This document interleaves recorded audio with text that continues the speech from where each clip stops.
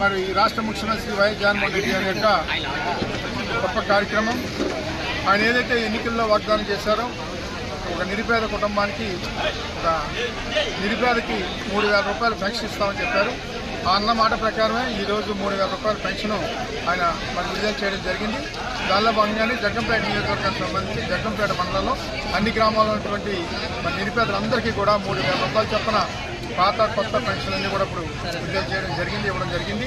మరి ఈ కార్యక్రమంలో స్థానిక మండల పరిషత్ అధ్యక్షులు సోదరు శ్రీ అర్జున నాగబాబు గారు, అలాగే స్థానిక జడ్పీ సభ్యులు శ్రీ కొమ్ము రఘురామ్ గారు, అలాగే సీనియర్ నాయకులు శ్రీ అర్జున సాయిబాబు గారు, ఇతర పెద్దలు మరియు మండల పరిషత్ సభ్యులు, అలాగే సర్పంచులు, వివిధ గ్రామాలకు సంబంధించిన నాయకులు, లబ్ధిదారులు అందరూ కూడా ఈ కార్యక్రమంలో పాల్పంచుకోవడం. ఏదైతే 3,000 రూపాయలు అన్నమాట ప్రకారం పెన్షన్ అనే కార్యక్రమాన్ని గ్రామాల వారీగా ఇప్పుడే మేము విడుదల చేయడం జరిగింది, ఇవ్వడం కూడా జరిగింది.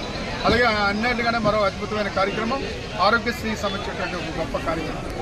ఈ దేశంలో ఏ రాష్ట్రంలోనే లేనటువంటి విధంగా ఒక నిరుపేద కుటుంబానికి ఆరోగ్యశ్రీ రక్ష అనే కార్యక్రమం పేరు పెట్టి ఈరోజు 25 లక్షల రూపాయలు ఒక నిరుపేద వైద్య ఆరోగ్యాన్ని సంబంధించినటువంటి కార్యక్రమం భాగంగా 25 లక్షల రూపాయలు విలువైనటువంటి కార్డు ఇవ్వడం కూడా జరిగింది. మనం చూసాం నిన్న కాక మొన్న తెలంగాణ ప్రభుత్వం 10 లక్షల రూపాయలు చేర్చారు. అటువంటిది ఈరోజు మన రాష్ట్ర ముఖ్యమంత్రి గారు 25 లక్షల రూపాయలు ఇవ్వడం అంటే మరి సాధారణ విషయం కాదు.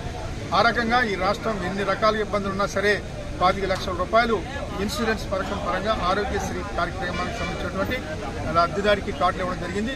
అవి కూడా కాసేపు క్రితమే కొంతమందికి గ్రామాల్లో ఉన్నటువంటి వారికి ఇవ్వడం కూడా జరిగింది. మరి ఇటువంటి గొప్ప కార్యక్రమాలు చేస్తున్నటువంటి రాష్ట్ర ముఖ్యమంత్రి గారిని మేము ఇప్పుడే ప్రజలందరినీ కోవడం జరిగింది.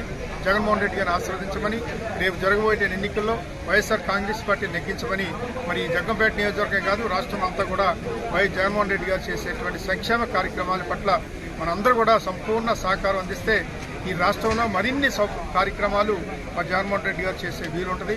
ఆ రకంగా అందరూ సహకరించాలని కోరం. ప్రజలందరూ యొక్క సంపూర్ణ మద్దతు ఉంటుంది. ఆ రకంగా మరి జగన్మోహన్ రెడ్డి గారిని ఆశీర్వదించడానికి ప్రజలందరూ తయారుగా ఉన్నారు. రేపు జరగబోయే ఎన్నికల్లో 100% ఈ రాష్ట్రంలో మరోసారి ఈ రాష్ట్రానికి ముఖ్యమంత్రిగా శ్రీ జగన్మోహన్ రెడ్డి గారు మరి అవడం ఖాయమని తెలియజేసుకుంటాం.